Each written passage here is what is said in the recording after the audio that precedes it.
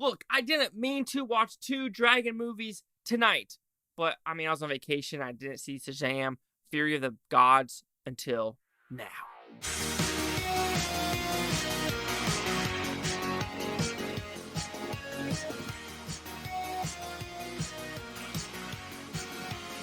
Chase Lee Hockey here with the Blue Futon reviewing Shazam 2, Fear of the Gods, or is it more like Shazam, exclamation point, Fear of the Gods?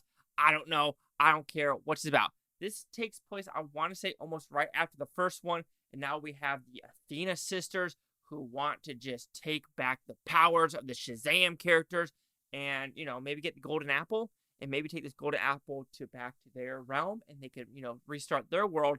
However, one of the sisters is like, nah, bitches, I want that apple here to the humans up. So, do you like this film? It was one of those okay films. If I had to take a dragon movie, even though one's superhero, one's a fantasy thing, I'm taking Dungeons & Dragons over Shazam 97% of the day. Doesn't mean I didn't have fun with Shazam Fear of the Gods. I do feel like there is something missing, as well as some product placement, which I thought was pretty cringeworthy to a fault. So let's talk about the positives of the film. I think the chemistry between the actors when they're kids as well as their superhero characters completely worked. There was some funny dialogue in between them. The teen-esque version of them, as well as like transferring to adults, sometimes it did get a little bit annoying with the dialogue, but there are teenagers that are in adult bodies, so they're supposed to act like that. Even though it was fine, there was just some parts where I was like, it needs to change a little bit. Creature design. The dragon, the minotaurs, the unicorns, the lion, scorpion, eagles, freaking fantastic. I think the character design in the third act with all these monsters and mystical creatures is A+. It truly is something fun to watch. And you're like, oh, that's awesome, but give me more. Because unfortunately, they don't give you as much as you really want. You want to suck this mythology in, but it really doesn't give you those creatures at the back end because it's all about unicorns at the second half. Or third half, and I'll talk about why I didn't like the unicorns when I get to the negatives.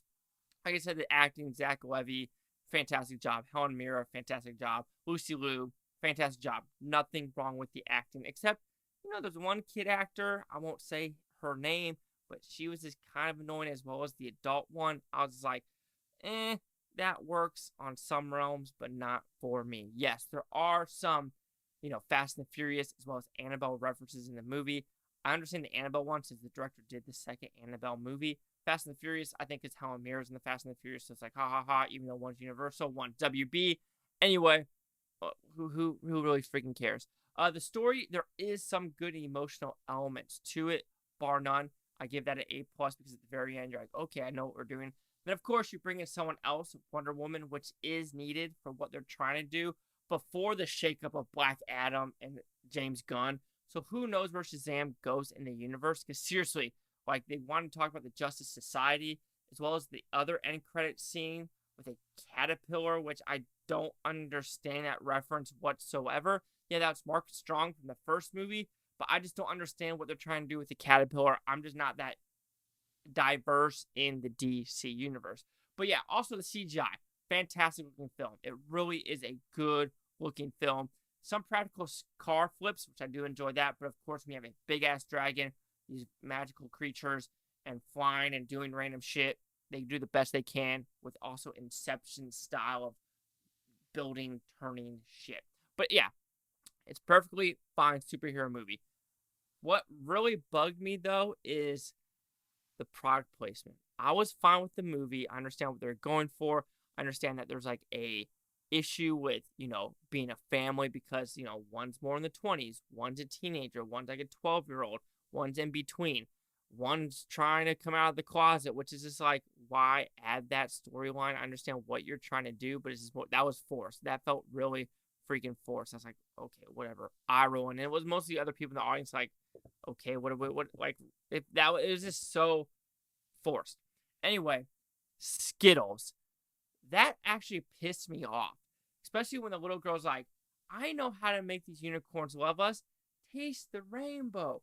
That really bothered the living shit out of me. I can't tell you why, but it was just more of like, really? We're becoming friends with unicorns because of Skittles? Which luckily this is filmed in Philadelphia. because California is trying to ban Skittles. So I don't know if this movie can be in the California universe if they really want to ban Skittles. I fucking love Skittles. But that product placement of Skittles with the little girl and unicorns just didn't sit right with me and just felt so cheap on a lot of freaking levels. And I guess knowing now where the DC universe is going, it makes me wonder what's the point of this film. I know that sounds really shitty for me to say that, but what's this movie? Where's this play now? You bring Wonder Woman in, so I'm guessing Gal Gadot still is in the new James Gunn's universe, is now Zach Levy. Because I know now Aquaman, aka Jason Momoa, might not be Aquaman anymore. He might be Lobo. Then we have Ezra Miller, the groomer, might be changing up the whole universe with Michael Keaton. And apparently Michael Keaton was supposed to be in this, Batgirl movie, which that got canned with Brandon Fraser. So I don't know what's happening. So watching this movie, I'm like, yeah, I can enjoy it. But what's next? And that might not be the movie maker's fault. It's WB's fault as a whole for making the audience go, where does this fit in?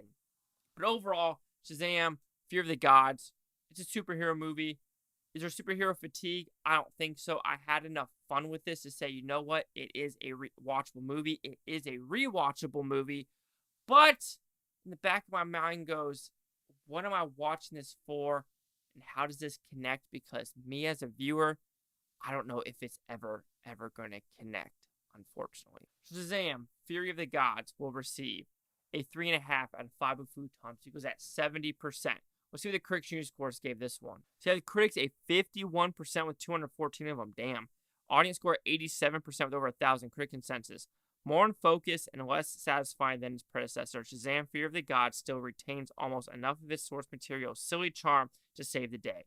Now, I think the silly charm is there, but when you add the Skittles and just what WB's doing, it takes me out.